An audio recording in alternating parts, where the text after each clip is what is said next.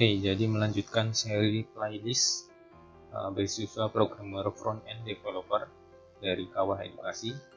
Di sini pada hari ketiga, di sini kami mempelajari variabel dan data primitif. Primitif, bahasanya primitif, bukan primitif ya, primitif. Karena ini bahasa Inggris.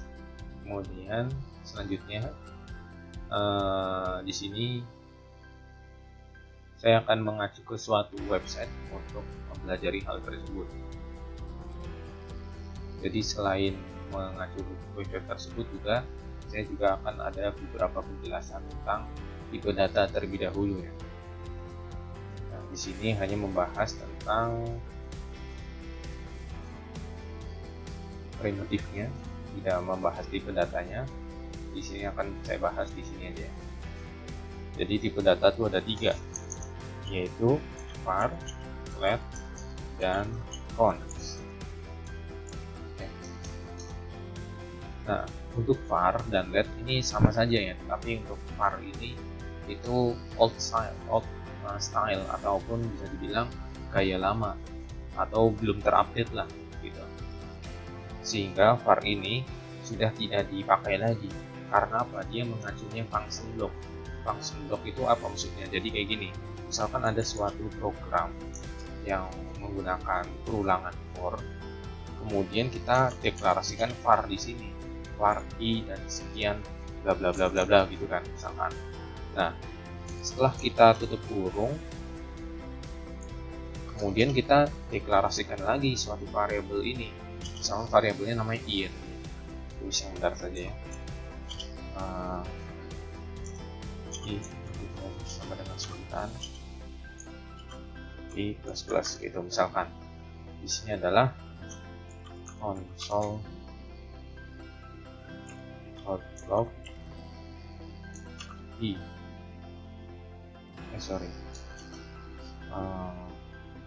halo gitu misalkan. Kemudian kita coba print ya di terminal, kita save, kemudian kita panggil variabelnya load variable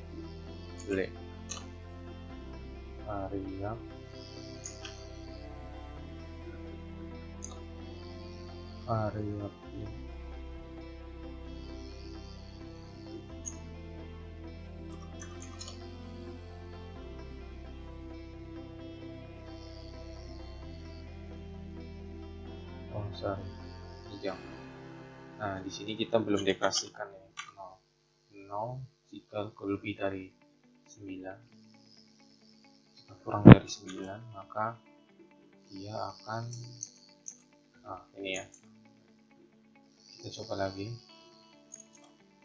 Halo akan muncul 9 kali.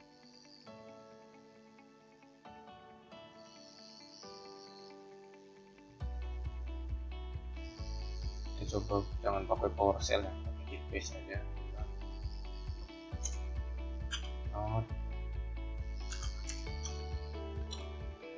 Gitu ya, 1, 2, 3, 4, 5, 6, 7, 8, 9. Oke. Tetapi di sini i-nya ini kan kita deklarasikan di suatu perulangan for i ini kan. Nah, seharusnya di pemrograman lain, bahasa program yang lain, i ini kita tidak bisa panggil lagi di sini. I sama dengan sekian, itu nggak bisa. Tetapi kok di sini di JavaScript bisa. Kenapa seperti itu? Karena kita menggunakan var, itu udah lama dan old style lah, dan sebelum terupdate lagi gitu. Akhirnya setelah terupdate itu muncul suatu tipe data lain, yaitu namanya let di sini. Jadi kalau kita pakainya let, ini bakal error, dan memang harusnya error karena apa? I ini kita deklarasikan hanya untuk function for aja, bukan di luar function itu. Jadi seperti itu perbedaan var dan let. Sama saja untuk mendeklarasikan suatu nama variabel, tapi untuk var ini fungsinya function slope, jadi dia tidak hanya berpaku pada function ini, tapi juga di luar juga bisa, di luar function. Tapi kalau let, dia hanya berpaku pada suatu function itu, begitu. Jadi ini yang memang harus digunakan, karena kalau misalkan kita banyak program sudah banyak, kemudian selanjutnya kita menggunakan var, ya nanti kalau ada variabel yang sama, sehingga nanti akan bentrok tuh, kayak gitu, seperti itu. Jadi itu yang perlu diperhatikan. Nah, di sini kita coba contoh S, itu jalankan lagi. Nah, nggak error ya. Tapi kalau kita menggunakan let, kita coba apakah ini error? Nggak juga ya.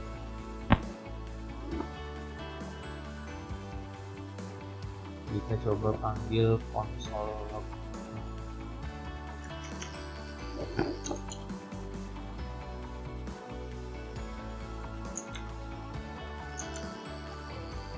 Log 50.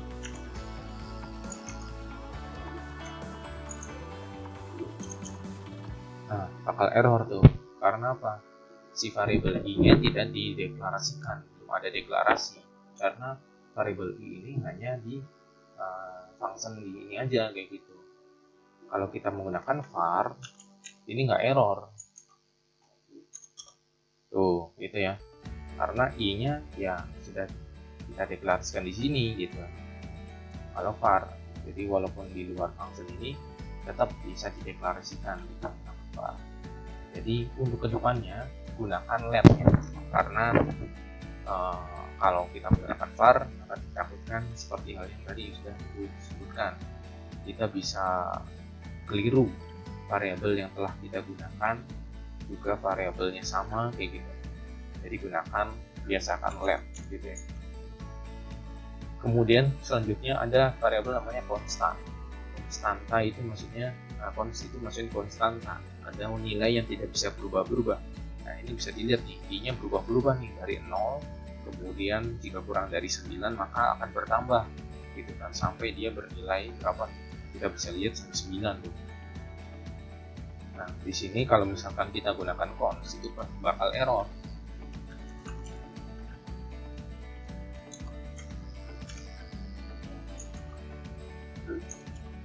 Nah, bakal error karena apa? Si konstanta itu nilainya tidak bisa berubah-berubah, kayak gitu. Contoh sederhana lagi, i sama dengan 9, oke. Kemudian untuk konstanta kita mengharuskan kita ada nilainya, ada value-nya ya. Jadi bukan hanya mendeklarasikan saja, tapi ada value-nya. Karena apa? Kalau kita hanya seperti ini tanpa ada nilai, yang terjadi adalah bakal error juga. Kita harus masukkan nilainya, misalkan 9. Kemudian kita seperti itu ya, jadi tidak error tuh. Kemudian kita console log.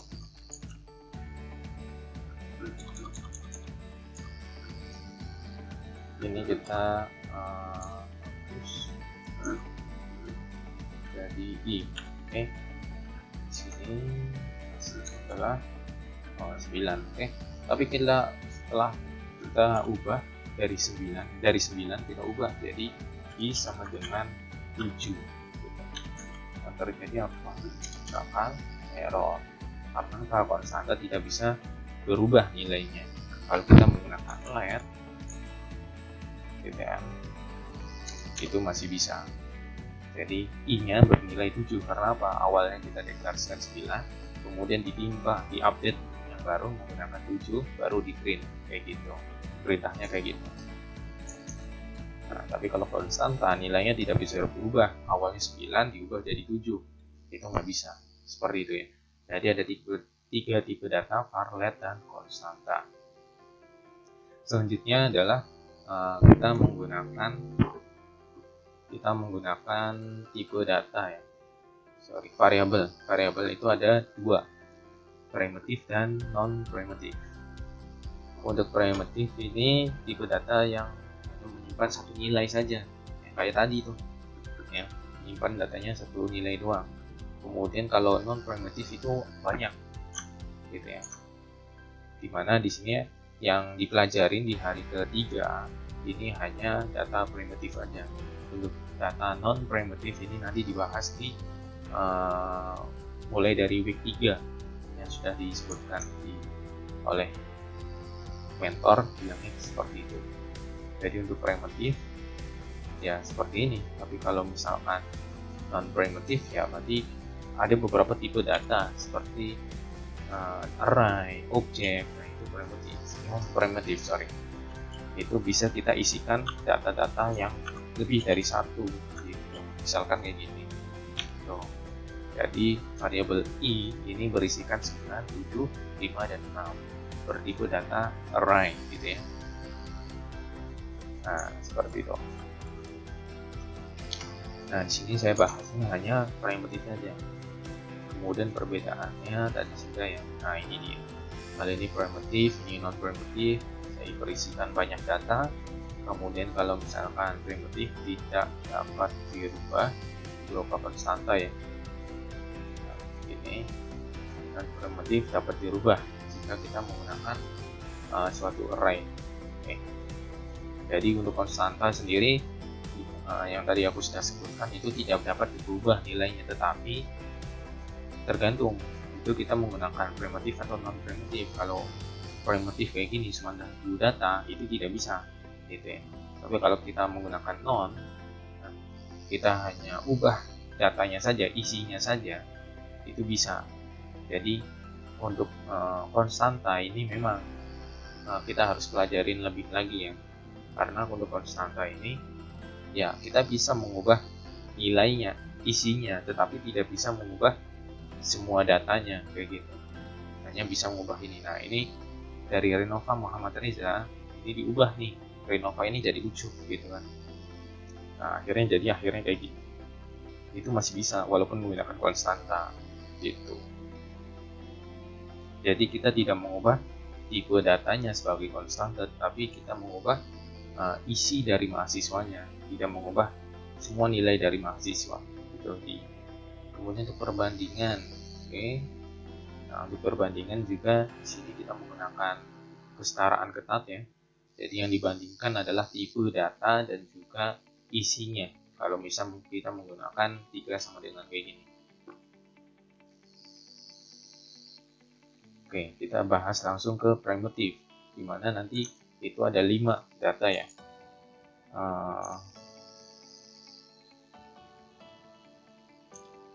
Yaitu pertama ada string, kemudian ada boolean. Kita ke string dulu aja ya. String itu mewakili data tekstual dan karakter. Nah jadi kita bisa tulis kata-kata nih, kata-kata maupun number juga bisa, intinya gitu. Misalkan string suatu nama ya, nama kita isi dengan tanda petik ya, tanda petik kemudian misalkan Danu kayak gitu. Nah ini suatu string nih. Tetapi yang perlu diingat juga, dimana nama kayak gini juga kita bisa menggunakan petik yang lain ya. Misalkan petik dari ini,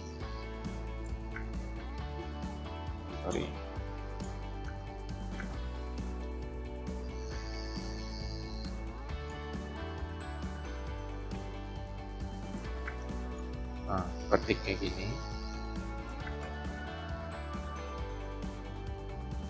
kayak gini, atau menggunakan petik yang tadi 2 tadi ya, kayak gini, atau petik 1 kayak gini. Nah jadi ada 2 petik kayak gini ya, kemudian 1 petik dan juga petik yang miring kayak gini. Itu kita bisa gunakan semua. Untuk apa sih kok bisa kita gunakan kayak gitu ya? Karena misalkan stringnya adalah itu berupa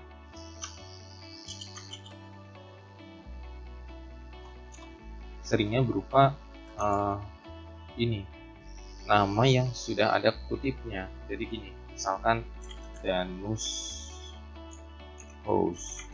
Nah kayak gitu, itu kan ada petik di dalamnya, oleh karena kita harus gunakan petik 2 di sini gitu. Tapi kalau misalkan kita ingin mengutip ke suatu karya, ke suatu kata-kata gitu kan,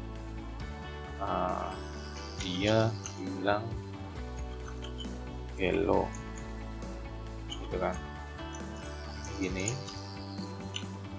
Nah kita ini harus gunakan petik yang lain, pakai yang kayak gini. Nah gitu, jadi kita petik kayak gini, ada hello nya, tapi dalam pembungkusnya adalah petik 1 gitu ya.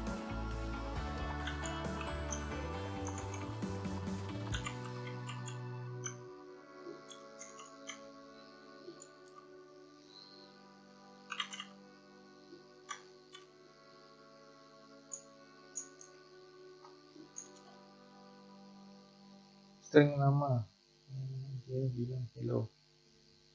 Oke. Kenapa dia? Oh sorry, untuk pendeklarasian ini kita tidak bukan menggunakan string, tapi menggunakan const. Nah, gitu. Jadi tipe data itu memang diwakili oleh si JavaScript-nya. Ini memang tipe datanya string, tetapi kita tidak perlu menuliskan string di sini. Yang diisi di sini itu hanya 3, var, let, dan const kayak gitu. Nah, gitu ya, dia bilang hello. Ada petiknya di dalam kayak gitu. Jadi seperti itu. Kemudian selanjutnya number. Nah, untuk number juga sebenarnya kayak gini ya. Kita string ini kita bisa tuliskan number juga, jadi tidak hanya berpaku pada huruf. Dia bilang hello 1000 kali. Nah, gitu. Itu bisa loh. Jadi ada angka di dalam string itu bisa, ataupun hanya angka doang itu bisa. Misalkan gini.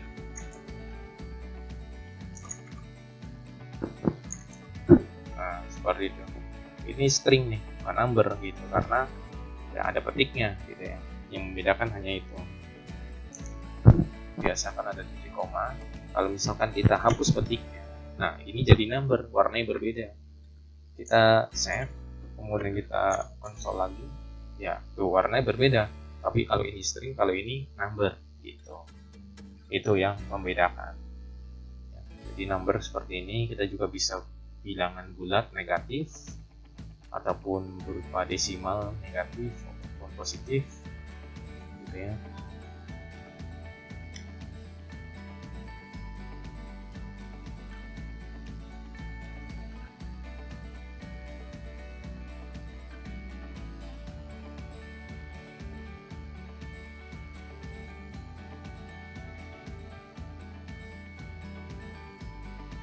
Selain itu, selain number ya, kita juga number, di sini ada big integer. Jadi ini turunan dari si number ya. Jadi memang kita jarang gunakan sebagai developer karena apa? Dia nilainya panjang banget. Kalau kita tulisnya adalah ini, nah, kayak gini, itu bakal error. Kita tambah lagi.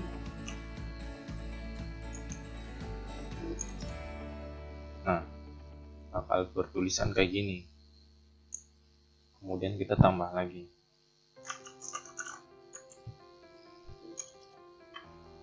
Nah, itu karena ya data dari si number sendiri itu ada batasnya gitu ya.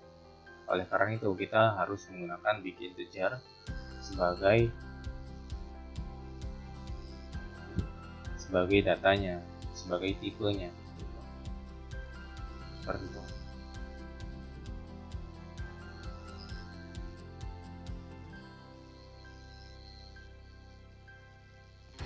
Pada tipe data number memiliki batasan, batas negatif sekian, positif sekian. Ketika mengkalkulasikan nilai graditornya, kita pasti menghasilkan nilai yang salah. Jadi nilai yang salah ini kita tidak kelihatan ya, ini nggak kelihatan. Tapi kalau misalkan kita konsol log ini bakal salah. Nah, oleh karena itu di sini akan otomatis pindah ke jadi tipe datanya integer.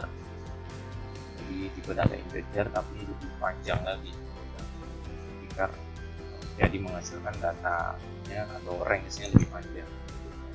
Seperti halnya ini sudah di integer. Jadi seperti itu. Dan ini memang tidak digunakan untuk developer, tapi memang banyak digunakan. Ya, kita udah kompleks banget, kemudian juga sebagai software engineering baru itu bisa kita gunakan. Kemudian untuk boolean ini cuma ada dua ya, true dan false. Jadi ini kita perintahkan dia sebagai true ya true gitu. Dia bukan suatu number, bukan suatu string ya. Kalau string kan dikasih ke nah ini true di tulisan huruf tapi ya ada nilainya tuh. Kalau e nya ini segini, e nya 2, itu bakal salah karena dianggap suatu string tapi tidak dikasih ke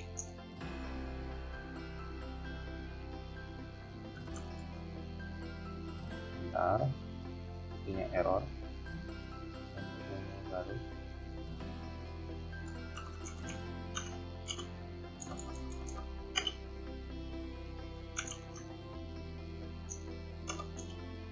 Nah, bakal error ya. Jadi penggunaannya harus gitu. Juga selain itu ada false. Jadi ada dua tipe data, ada dua parameter yang di boolean ini, true dan false. Seperti halnya digital, ada suatu embedded system, ya hanya 1 dan 0 kayak gitu aja, nyala atau mati, hidup atau mati gitu aja, jalan atau diam.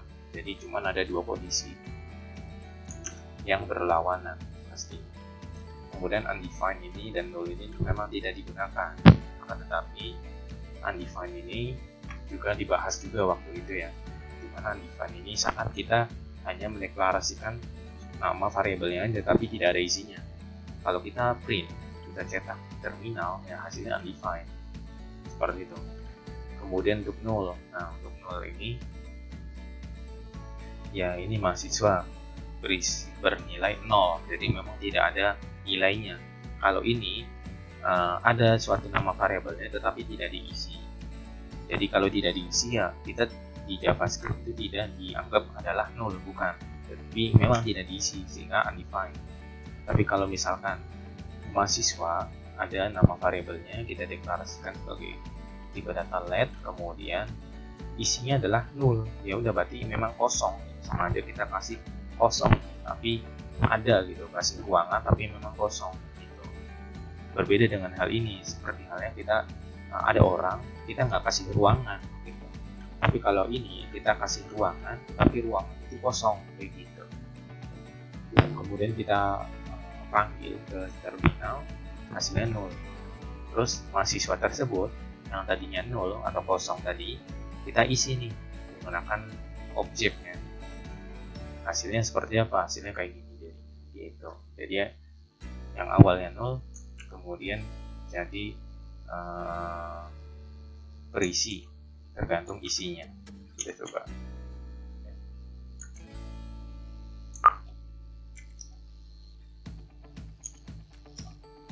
Nah, itu ya.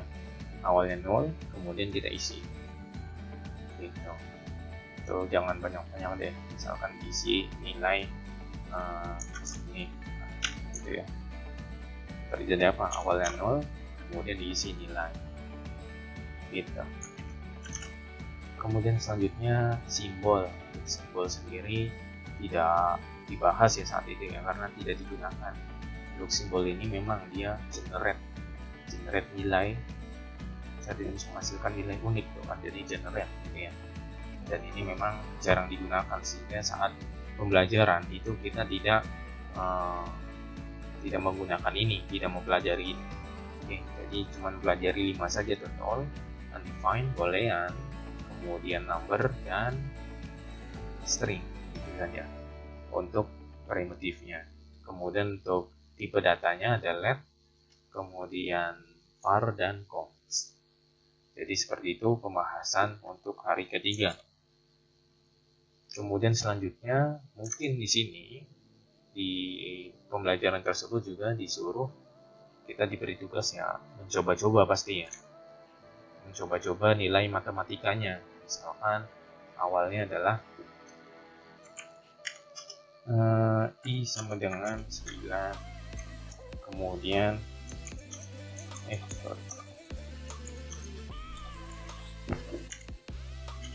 let sama dengan 8 gitu. Kemudian I sama dengan K. Kita masukkan ke variabel namanya J dengan di data let juga ya. Gitu. Kita panggil nih J-nya. Nah, yang terjadi apa? 17. Karena apa? 9 tambah 8. Gitu ya.